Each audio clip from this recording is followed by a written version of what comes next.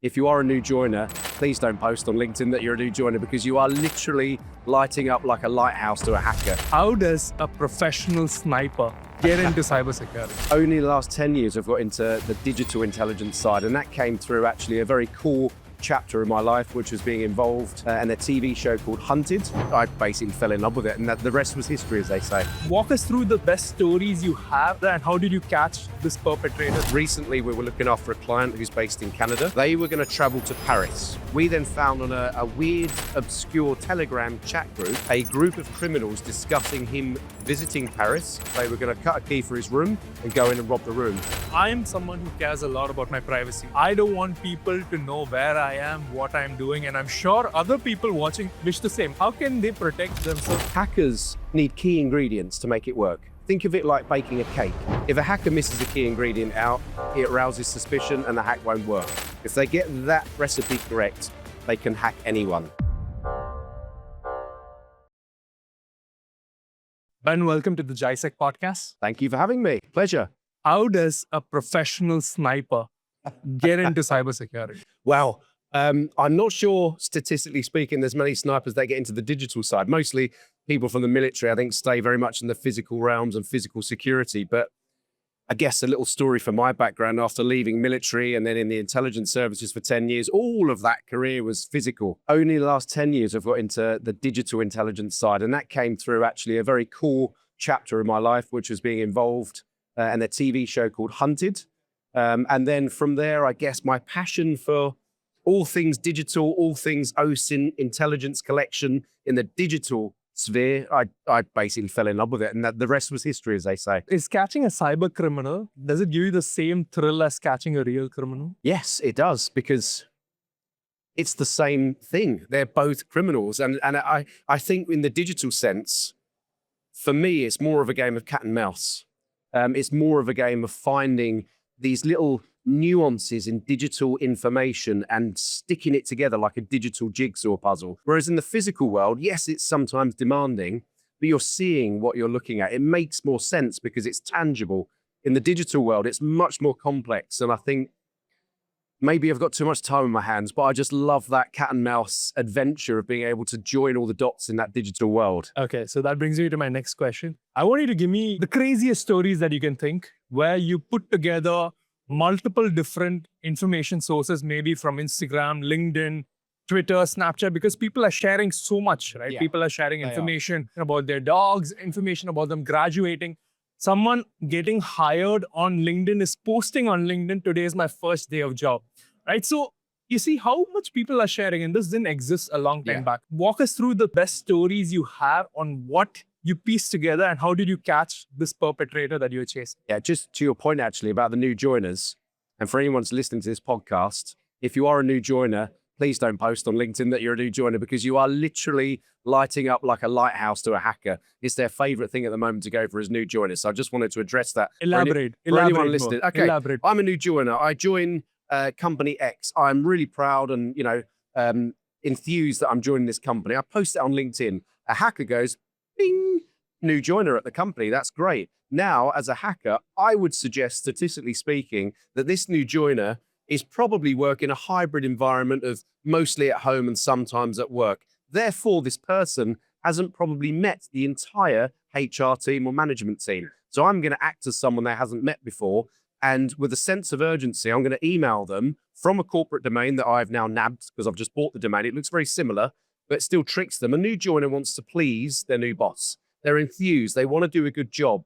If a HR manager emails them, they're sat at home with their cup of tea, very eager, they want to please, bing, in comes the message. You need to schedule a time in with occupational health next week to do your occupational health. Please get this done by the end of the day. Here's the link for the diary. Once it's registered, I'll let your manager know you've done it. I've got to book in with occupational health. And they're just asking for something innocent, like just registering. But it's legitimate. And without digressing too much, but this is probably quite an interesting concept, really, because hackers need key ingredients to make it work. Think of it like baking a cake. If you miss a key ingredient out from baking that cake, the cake won't bake. If a hacker misses a key ingredient out, it arouses suspicion and the hack won't work. If you think of the acronym BET, B-E-T, it's got to be believable, You've got to leverage emotion. So that might be fear, scaremongering. It might be love if it's romance fraud. And T is for timing. Believability, emotional leverage, and timing. If they get that recipe correct, they can hack anyone. And with the new joiner, that is such an easy recipe to make because of the reasons I mentioned already. But I digress. You asked me for stories, but I've got to address that Go first. for it. Because I want to help anyone that's new joiners. Don't post it. My biggest accolade when you're talking about digital intelligence and being able to piece all these weird anomalies together in digital space. This is a true story. It happened a couple of years ago. Me and my partner, Danny Brooks, she's an ex-undercover cop. We're also business partners as well. We both received a phone call. The phone call was from an ex-NSA chap. I filmed with him doing the American version of the TV show Hunted. He called me and said, do you guys live anywhere near Barcelona? Because we live in Spain. I said, yep, we're about 5 hours away. I'm not going to give too much away about where I live, but they can draw a circle 5 hours. That's all I'm going to give you. 5 hours away.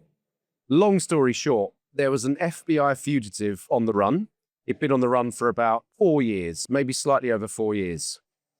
The chap, the NSA guy, had a location hit for him in Barcelona. Our job was to go to Barcelona as a private entity and try and find a top 10 FBI fugitive, which has millions of resources across the world in terms of dollars and personnel already looking for him. And we went thinking, oh, if we could just find one bit of information that might help, we'll be happy. We ended up catching him essentially by doing really thorough open source investigations on this individual.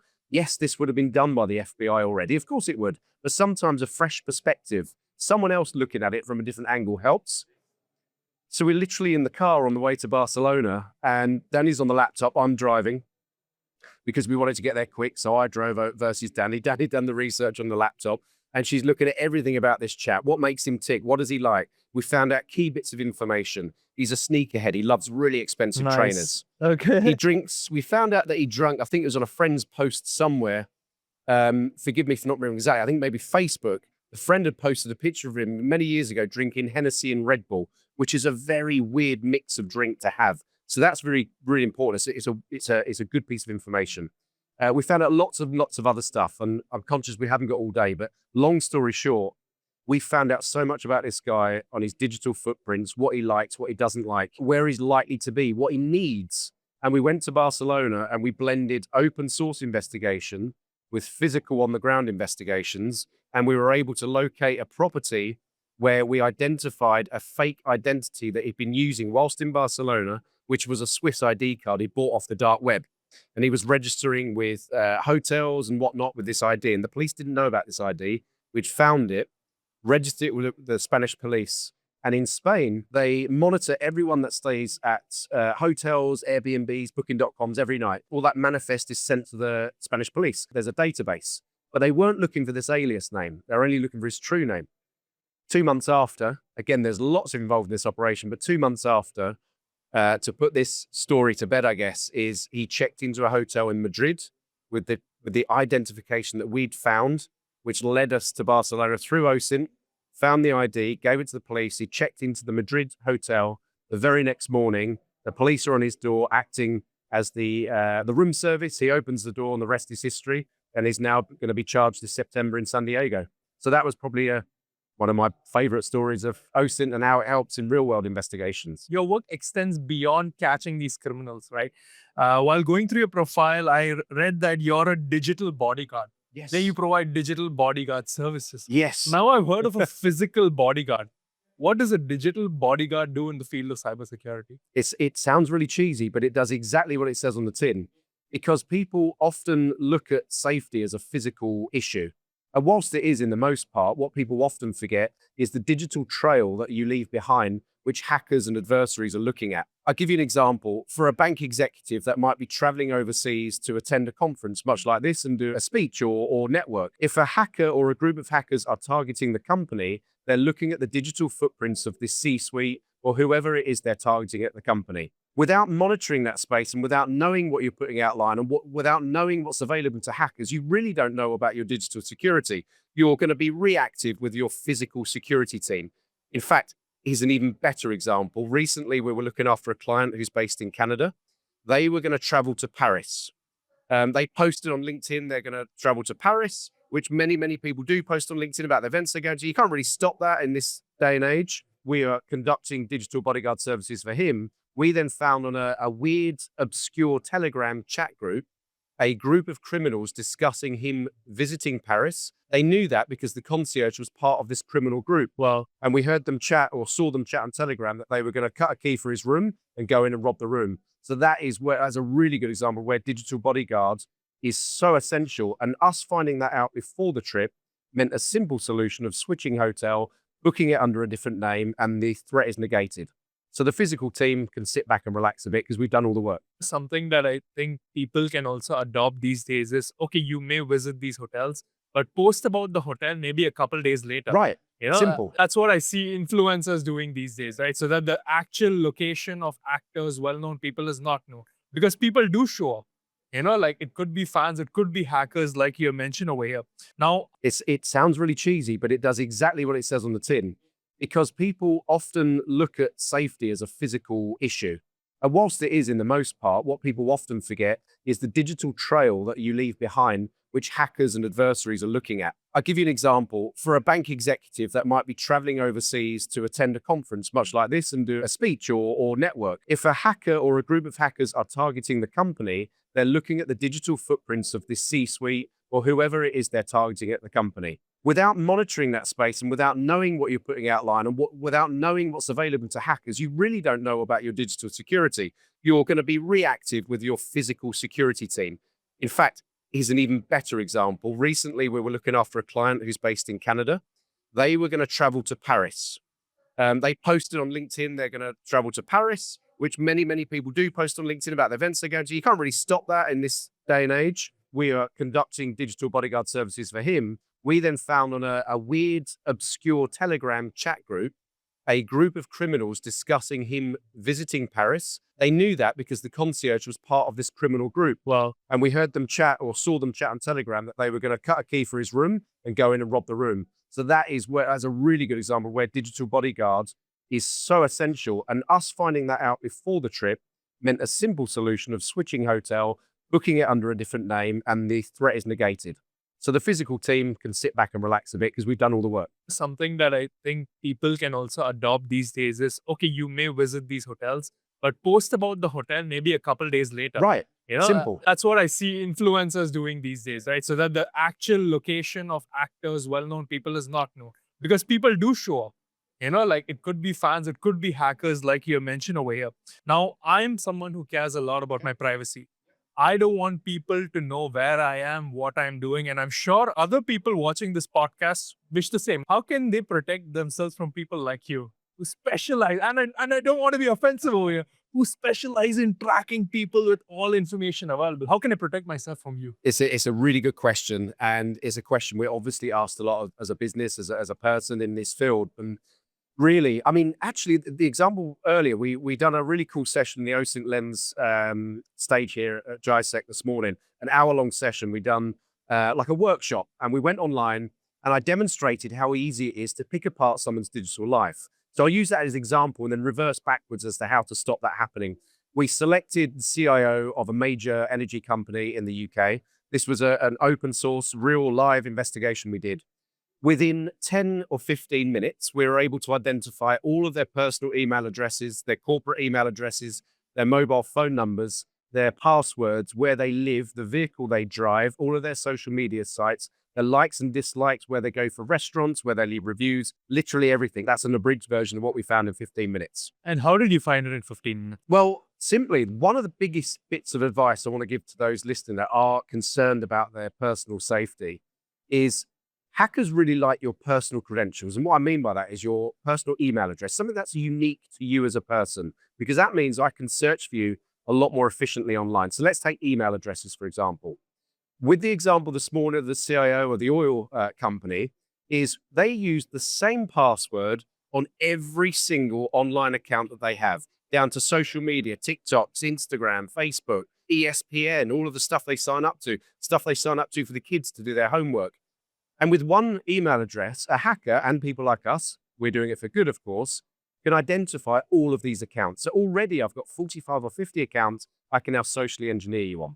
So the first bit of advice I really want to give is Guard your personal identifiers as best you can. Use tools that are out there. Oton Plus I'll mention as one of many, many good tools that are out there that will provide you a unique email address and unique password for every single online account that you own. So if a hacker identifies your Facebook account via an email address, they're only isolated to that point. They can't then find all of the other stuff online. So really, I'll use an analogy here, and forgive me, I use some rubbish analogies like a cake, but this one's going to be a tree. A hacker wants to go up the trunk and go down every branch to find the information. You need to cut the branches off. And the way you do that is segregate your details, use unique email addresses and passwords on every account. Simply by doing that, a hacker will look at your digital environment, get very frustrated, bored, and move on to someone else. Someone who's It's easy, as simple as that. Wow. And then the final piece of advice I want to give is, apart from segregation, is be your own digital spy. Go online and find, it's quite fun to do, go online and find out what you can find out about yourself. And if you find something that you do not need, deactivate it, get rid of it. If you do need it, lock it down and do your own assessment. That would be my two best bits of advice. to protect myself from you. Protect yourself from people like me. Although I wouldn't hack you really. I'll just tell you that I could, and then we'll stop it happening in real life. No, I love that, man. And I love the energy with what you shared, right? And of course, that was just a joke for just people to know how they can safeguard themselves. And I love the fact that you said that every site a unique email ID. That's crazy. You know, there's so many AI tools coming out these days. And I have subscriptions to so many AI tools. I have subscriptions to so many other tools we use as a production company. And you're logged into different social media. So basically what you're telling me, I need 50 different email IDs there? A common question, but with these tools that are available, the actual labor is very short. You don't have to remember the email address. You don't have to remember the password. All you need to remember is one password, one passphrase to get into your main vault. Once you're in there, you cut and paste into the sites you want to go to. So you don't need to remember all this, just one password or passphrase, and you're into your main account. That is all you need to remember. Yes, granted, is going to be a bit of time investment needed for all the accounts you've already got to then change them over to unique ones. But trust me, if you set aside half a day this weekend and go through every account you've already got and make them unique emails, make them unique passwords, trust me, in the future, you'll be very glad you did that time investment. What is something in the field of cybersecurity that people shouldn't be worried as much, but they are? Like that question, yeah. And the second thing is, what is something that people are not worried about, but they should be? Love that question too. Question one, what are people worried about that they shouldn't be too worried about? You cannot go to a conference these days, be it cybersecurity, technology, or otherwise, without hearing AI. AI is a word and a phrase we're using every single discussion, every single talk. So therefore, I think the fear factors setting in about AI, and in my opinion, let's not be fearful of AI. Let's use it for good. Again, my personal opinion is that AI is giving the good guys more of an advantage at this point than the bad guys. Many reasons for that we don't have time to talk about in this podcast. But AI, please don't be scared of it. Use it for good. There's so many benefits of it. Yes, the bad guys are using it, but we've got the upper hand and it will stay that way. Number two, what are people not particularly worried about that should be? Day in, day out, we hear, again, at conferences like this, some great vendors, really great companies here selling really great services for technology and technical infrastructure and software firewalls, etc., etc. Awesome. Keep doing that. What people aren't talking about is what we've already discussed, the members of staff that work within the organization, their personal digital footprints. Within the example we did this morning at the OSINT stage and on the main stage earlier, I demonstrated very, very quickly how I can target the C-suite in a company in their personal environment and then pivot to the corporate environment. The private personal environments are not being talked about for many reasons. One of the main reasons is that organizations find it difficult to tell staff how to use their personal environment because it's personal to them. Of course. And they don't want the conversation. And I get it. But therefore, the hackers know about it, and that's what they target. And trust me, as a small business owner, we're seeing blackmail, we're seeing extortion, all of them kinds of things, insider threat, and it all starts with personal digital footprints. So in my opinion, the awareness in that area needs to be raised exponentially. Literally after the talk down the main stage, I've had CISOs and CIOs come up to me and go, do you know what, Ben? You're right, we don't talk about this, and I don't know why we haven't. So it just goes to show it's an area I'm truly passionate about. We need to do more. Just to end this particular podcast, Ben, the sessions you were mentioning earlier is part of GISEC, where we are having this conversation. What do you think of GISEC here in 2025 Oh, wow. so far? GISEC. It's my first visit to GISEC. I've done many conferences, many talks, but I'm not just saying it because I'm sat here with you in this beautiful place. I love Dubai. I love the UAE. This is, frankly, probably the best event I've ever been to. There's so many great people to talk to. And what I love about this one is that everyone's very collaborative. It doesn't matter whether you're new to cyber, very experienced in cyber, or somewhere in between. Everyone will go away from GISEC 2025. And hopefully, if you come to 2026, with more knowledge in a positive way. Amazing. So you love the collaborative. 100%. I love it. It's really great. Perfect. Thank you so much for coming Thank you to very this much. podcast, Ben.